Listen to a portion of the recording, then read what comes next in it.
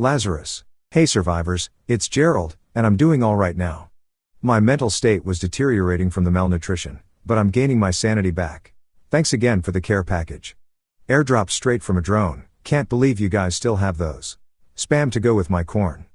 The survivors managed to even send in some of their homemade butter and a healthy sack of salt. Most people don't know that sodium is an essential ingredient in life, you can't live without it. Perhaps that's why the Romans valued it so much as a payment method. And to think, thanks to these godforsaken ants, human civilization is now trading salt and goods again. We've gone back in time. I've been starving the past few weeks. Doing recon on these ants is extraordinarily strenuous and caloric intensive. So I'm going to camp here a few days and stuff myself with this delicious spam. I rarely enjoy meat, and when I do, it's a squirrel. I've caught a deer a time or two, but most animals steer very clear when the ants are around. And since I'm constantly doing recon on these buggers, the game is non-existent. I did manage learn a few things last week. I was in the cornfields collecting corn when I saw one of their small transport vehicles land near the tree line. I stealthily crept to the cornfield's edge and observed what happened next. I watched as the blackish-blue ants, known as workers, got out and honed in on an elm clearly suffering from infestation and disease. The bark was disintegrating, the leaves were discolored, and it looked on the edge of death. Then the following transpired. Another ant, this one was yellow, and the first time I saw one in person, came out of the craft carrying some technological device. I couldn't even begin to describe it. It was made of a super reflective metal, almost as bright as platinum. He attached it to the tree, and I began to hear a sound. It was like music. But none I've ever heard. Strangely enough, it was beautiful. The best way I could describe it would be a mixture of humming, but not human, obviously, and flutes, or pipes. I suppose it was the Johann Sebastian Bach of the classical ant genre. I have a stash of M67S grenades back at the cave, and I always keep at least 2 on me when I'm out doing recon on the bugs. So I started fingering them loosely, getting them ready. The chance to finally kill one of the yellow ones was going to be a great story to tell the survivors. Then it started to happen. The elm tree began to revive. I swear I even watched the thing grow in real time. The leaves turned the brightest green I had ever seen, and the flowers budded right before my eyes. I couldn't believe it, these ants had some fantastic tech. To this very day, I've named that tree Lazarus. But I didn't hesitate, healed tree or not, this was my chance. In my mind's eye, I could see little bits of thorax sprayed all over the elm. Let's sanctify the tree in their blood. So I grabbed the grenade, pulled the pin, and started making the motions to throw it right at their little group. Then suddenly, the yellow ant, the leader, with bright purple eyes made eye contact with me, and I stopped dead in my tracks. I don't know what happened, but I froze. The clock was ticking. The yellow ant pointed directly at me, and I knew it had control over my mind. The terrifying fear of killing myself with my own grenade overwhelmed me, and I couldn't break the spell. But, I had been in these near-death situations before, so the fear quickly abated, and I accepted my fate. Peace and calm came over me, and that's when I realized I had regained my willpower and control and could move again.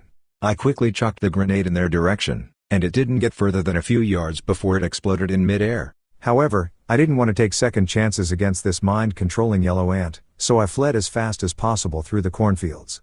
That was then they came. A craft materialized 50 yards in front of me and flattened all the corn stalks underneath it. Then, out of it jumped 3 red soldier ants, the most terrifying, one with a plasma rifle, one with a lightsaber, and another was unarmed. These are the ones that like to get up close and personal with humans. And not to shake your hand. Then they vanished. The game was on. I was the prey. I looked to my left, and I saw a clearing. Nope. I looked behind me where the leader and workers were. Nope. I looked to my right to the edge of another tree line. Yep. I've come a long way in just a year. I once weighed 200 pounds, I wasn't fat, mostly muscle, but I did have a little extra. Not now. You could see my ribs, and boy, let me tell you I could run like the wind, call me Forrest Gump. I was gone and out of there. I could hear the chittering behind me and the sounds of claws tearing through the corn, but this was my planet and my environment, not theirs. I got away and into the trees. When I no longer heard anything, I started scanning until I found a nice pine at least 100 feet tall. I began to ascend and wait them out. They did catch up, and I began to think I wasn't out of the woods quite yet.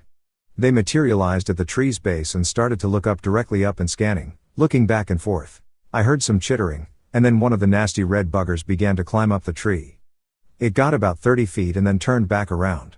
I thought it was over for me, friends. I thought this bugger was onto my track and that I was a goner. But nope, he turned around, and that's when it hit me. Chris told me that the ants' primary sense is olfactory smell and that their eyesight is actually not that good. So I think the aromatic fragrance of the pine tree disguised my own scent. The ants even looked at the ground and studied my tracks, looking back and forth. Then looking back up at the tree. They did this for a few minutes, then vanished into thin air. Despite all of their tech, they clearly didn't plan for these sorts of incidents. They probably should have done more recon on humanity before they started to invade. But, on the other hand, perhaps they watched the Kardashians on Ant TV and thought the entirety of our species was that stupid. Can't blame them. They weren't ready for me. No, sir, buddy, not for old Gerald. Ha! I stayed in the tree all night. Had a few cat naps and almost even fell off once or twice, but we made it through until dawn. Knowing what I know about dawn, and sleepy time, I decided it was time to descend the tree and GT fought. If they were waiting for me in ambush, so be it. Now was the time. But, I got out of there and safely back to the cave. So, that's why you're hearing this story now. So, as always, we learned a few things. Alien ant music resurrects trees. Leader's point, you freeze. Disguising your scent may keep you alive. So yeah, my dream of finally killing one of the yellow buggers was crushed. Oh well, time to fry up some more delicious spam and corn. We'll get ourselves healthy again, and then we'll do some more recon when we're nourished. Once again, I can't thank you guys in the Survivor server enough. Without you, none of what I do would be possible. Charlie, Chris, Victoria, and the rest of you guys are the bomb. I know Steven is looking down on all of us with pride. May his death never be in vain. This is Gerald, the recon guy. Signing off.